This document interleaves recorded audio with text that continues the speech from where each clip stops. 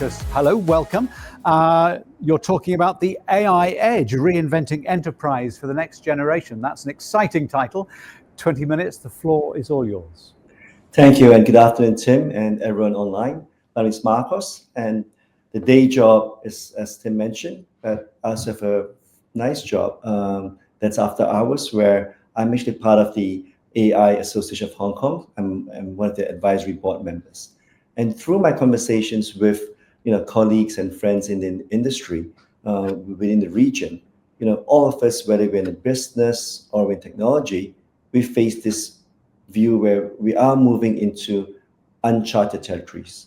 How do we reinvent ourselves and enterprises in the world of AI now? I want to start by sharing this index here. This is done by the Artificial Analysis Intelligence. It's a website. It's open for everyone in here. And what I've plotted these 6 companies. And since November 2022, when OpenAI came up, and this tracks all the different models by their release dates and also the Artificial Analysis Intelligence Index. And what we can see is in the last 6 months, there have been far more releases, and each release getting better and better. And I'm sure we've all experienced using these different models in there. And what's interesting for us when we look at this as a user of AI, the people that use it on a consumer basis, for example, me, when I use it myself, or when I'm considering for enterprise, we actually take very different lenses on how we actually use it. Do we always chase in the consumer world as an individual? I always do want to try out what's the latest model, how much better it is, and so forth in there. Cost really doesn't come into play. Data privacy a fair bit, but I do trust the branding, data sovereignty. These are considerations. But when you move into the enterprise or the B2B scale, this then becomes far more important. Do I keep updating my models for the newest model? Or is there a time when we say, maybe we'll wait for the next model before we actually upgrade? So again, this is a simple index that shows, the trend is each newer model that gets released actually gets better. And sometimes the incremental benefit, if we look in the last quarter in here, the incremental benefit that we see gets smaller and smaller, right? All these models are making minor improvements. To flip this along different index in here is the same 6 companies in there. I flipped it around to actually look at which ones open weights and which ones are proprietary. Now, this is the same scoring in here. It doesn't mean that if GPT-5 F68, compared to Grok 4, they're 10% better. It's not. But it's just the index that actually shows this. In fact, a lot of these models in here, even though if you go to Gemini 2.5, which released in September, that's actually quite powerful already. But this is the way the index looks at it. And what we're seeing is, the light blue ones, open weights, in layman terms, it's open source, and the ones in black are proprietary. And this is a consideration where we also look at, will the open weights actually be cheaper to run eventually? Or in the next 12 months, it doesn't make much of a difference. But when we're looking at technology for enterprise, we do take a 1, 12, 24, and 36-month time frame as well. Like, what does this look like on our running costs? How does it look like for total cost of ownership? And these are just the large language models. In our current view right now, there's so many different generative AI models in there. Some of them could be text-to-speech, some could be image, text-to-video, and so forth. And then this same index, what they also do is they then have a text-to-video and an image-to-video leaderboard. And then you suddenly see these are all the different models that come up. And rather than one index that actually tracks this, what the text-to-video and image-to-video actually do is they've actually picked it up from the chess. So if any of you are familiar with chess, there's an ELO ranking. The higher ELO ranking, the better chess player you are. And what they've done, they've adopted this same model in here to actually compete with each other, right? And get a scoring in there. And these are the text-to-image, image-to-video leaderboards that you will see. And if you look at the ELO, this is ranked by ELO ranking in here, and their release dates in there. So what you may then see is, not always the latest release dates that comes out is always the highest, because sometimes there could be a smaller model, go a bit faster, a bit cheaper, and so forth. So these are different things where if you are looking to implement for an enterprise or doing it, then you would take these things into consideration. And what you also see, these names in here are quite different from the ones that I shared earlier, where it's just pure large language model with text to text in here. I think this is something for everyone to actually remember, because what some researchers have done, which I'm going to credit these folks in here, they actually did. I'm going to borrow their study, right, which they released this year. They looked at generative AI at work. So they actually looked at these companies in here and actually say what this company did, and these are some of their findings in there, right? So a lot of it right now is technical customer support chat. When you talk to someone, or when you message them, whether it's the in-web conversation or is it through one of the messaging apps in there, what they find is, they've actually tracked along these millions of conversations in here, real-time recommendation how to fix it and so forth. And what have they found by when these researchers looked at how this company implemented Gen AI? The first thing that they had was there was actually a significant improvement in number of resolutions per hour. So makes sense, they're aided right now by a tool and they can go a bit faster. And with a faster number of resolutions, a bit more accurate, what they found in this technical support, Gen AI actually helps reduce the temperature. So there's people less upset, you can serve them a bit faster, right? But however, it only resulted in a slight increase in their NPS scores. Yeah? And this takeaway from a title here, what does this mean for us in enterprise in here? So what they found also was they have this chart in here where Q1 is lowest and Q5 highest in terms of the skills here, right? So what's the agent skills in here? So the lowest percentile, Q1, what they found out is the resolutions per hour actually increased the most, right? Gen AI, the AI coming in, help the people who are actually have the lowest skills. So entry-level agents coming in with the use of AI actually help them resolve more cases and a better quality. However, if you go to the Q5, where the top 20% of agents, where they are very experienced, very well trained, the improvements from AI, there are improvements, but there's actually not in there. In fact, even in their study, some of these actually slowed down the agents. And similar studies have been done with taxi drivers or Uber equivalent drivers and so forth. This was something that actually was seen. And among my peer group, we've actually seen that this is quite consistent in how AI is deployed and how we use it. I think my own personal example would be, if I do not know how to touch up a photo, I do not know how to use photo editing skills, but I can upload a photo of myself, I write a few prompts, and then I can rely on on AI to actually touch up the photo, turn it into a LinkedIn photo, make it a professional photo shoot, and so forth. So in terms of photo editing, I'll be in the Q1, the lowest, where the impact of me, using photo editing using AI is actually the fastest in there. Then if we come back down to the next slide in here, it applies back across all the different projects or areas of business that we actually do want to apply AI to. So this is quite a simple chart in here where we have quality and time. And this is essentially no AI. So the way we look at this is, as you train someone for a longer time, you would see increase in quality, but at some point that will plateau as well, because that skill itself, no matter how much more time they train or work at a job, you will see a plateau. And with AI, as I showed the lowest quartile earlier, you would see a much shorter reduction where you can achieve a much higher quality.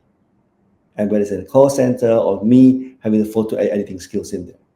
And how this applies to us right now is, if I have no AI, I'm at point A. But for me to choose to go to point C, which is I still want to invest more time with AI to go from maybe 80% where I'm up, let's say I'm at 70% or 80%, in this case, let's say 70%, to go up to a 95 percentile. So for me, from get to A to C. Or I can deploy AI and say, I'm happy to actually use a shorter time, but go from 70 to 80% in there.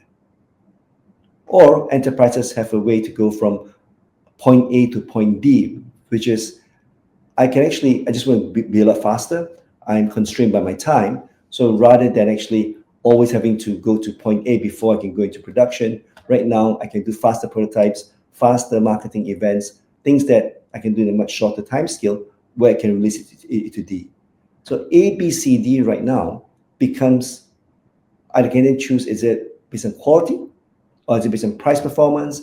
Is it going to be based on how big and small the models are? So a takeaway from this is there's no one size fits all anymore.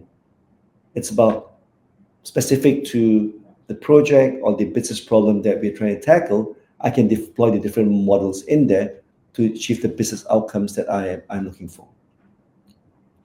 So when we talk about AI and so forth, a lot of it is about chatbots, and a lot of it is things that we can touch. I want to pivot a bit to what I'm seeing in this part of the world in here. What we're also seeing in the greater China region are the use of industrial robots. And this is almost like a hockey stick. And in the end of 2023, 2024, in the last years, this continues to rise exponentially as well. And the use of industrial robots, any of the AI conferences that we attend or we look at, tends to actually show this. So I'm going to show some charts in here. This is actually a conference, WAIC, that was held in Shanghai earlier this year. And what we can see are these are the robots all on display. They're not proof of concepts, they're not pilots. They're actually in production for people, consumers or enterprises to go and actually acquire these kind of robots in there. They are from all different companies. They are making these kind of robots specific to the needs out there, because they're going for very niche products, from scooping ice cream to making popcorn, and all different companies making robo-dogs. And some of them are going smaller and lighter for robo-dogs, because these robo animals would be looking within a warehouse or within indoors. But then another company is making them heavier and heavier. Why? Because these two patrolling on the outside, right? And they want to be heavy, so that you need 2 or 3 people to steal this robot, right? And I think what's fascinating for us in this part of the world is seeing that you can go from heavy lifting, some dexterity, and then this one on the bottom right is actually very precision. So it's a raw egg, and they can actually just carve images on the raw egg itself without cracking the egg in there. Packing and stuff, this is quite common already, I think, but these are 2 different companies in there, right? So here are 2 video clips. So what we're also seeing is companies coming into play where they're using different components from different manufacturers, and sometimes they're putting it together, where this one on the left is actually it's actually kind of a pilot, but they actually are doing it in a way where they are using it to replace fuel. So you see the bright lights in there, they're actually taking pictures all the time. How do you unscrew the cap? Now this one would not scale that well, but it's just a proof of concept to show how petrol stations can actually do this. Whereas I think in a lot of in this region right now, EVs are actually there, and the EV robots already can replace the battery packs and so forth, or do auto charging. On the right is actually a company that I saw recently, where they actually built this contraption which will help disabled people, right, to go downstairs in there. So rather than employ 4 8 legs in there, it's got 4 tires, and then also right at the bottom it's like a track, right, a roller track like the tanks, to get them to navigate and move. So we're seeing these being deployed into society as well. I think there's these two other ones where the next one is exoskeleton, is where something that I've seen and I'm quite impressed, and I'm just using their marketing video in here, and actually just maybe share with you the left and right before and after. Yeah. Without the exoskeleton, I'm not looking forward to this. Ready? Yeah. 1, 2, 3, go! So this lady is climbing a very steep hill. And how long she takes to actually go up the hill? Right about now, but I would love a little boost.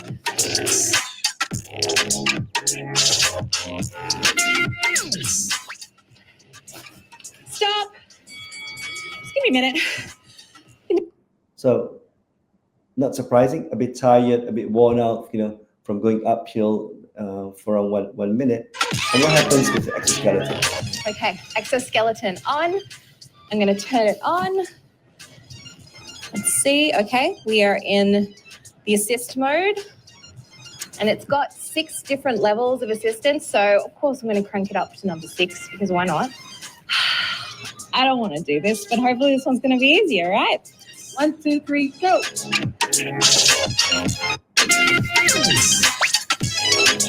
Doesn't feel all that different yet, but we'll see when I start to get tired.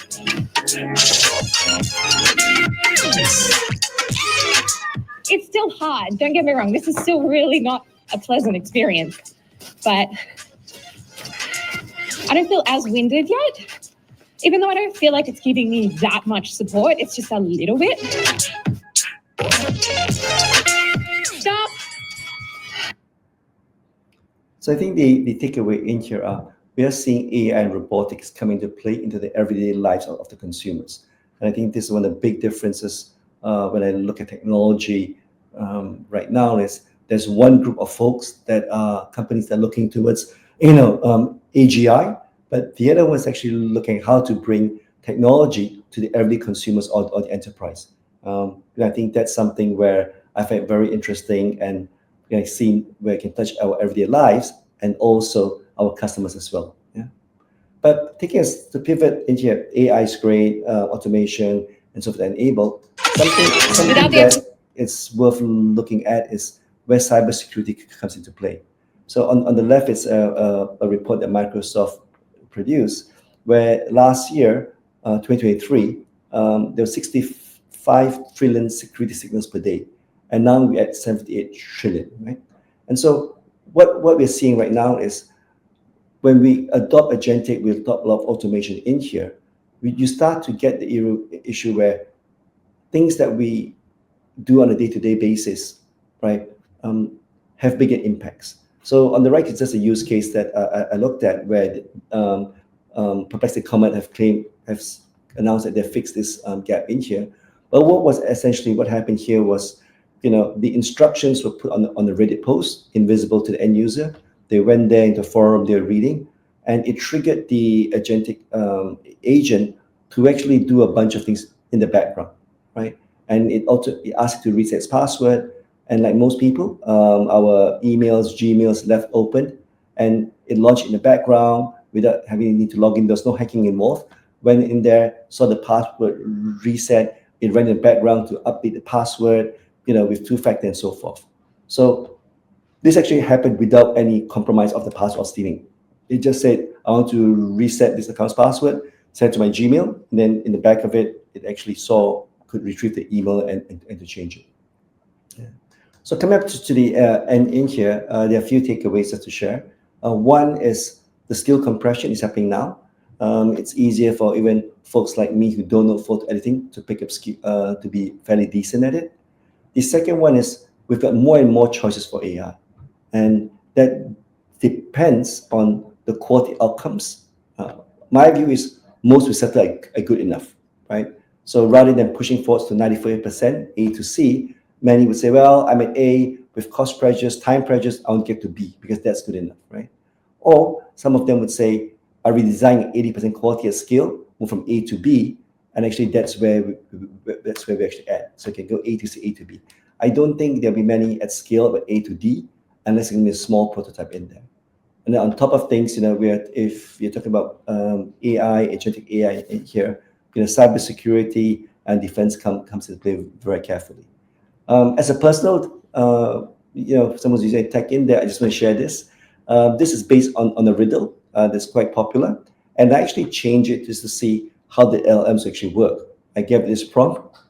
I told it, the surgeon is the boy's father. He says, I cannot operate on the boy. This is my son.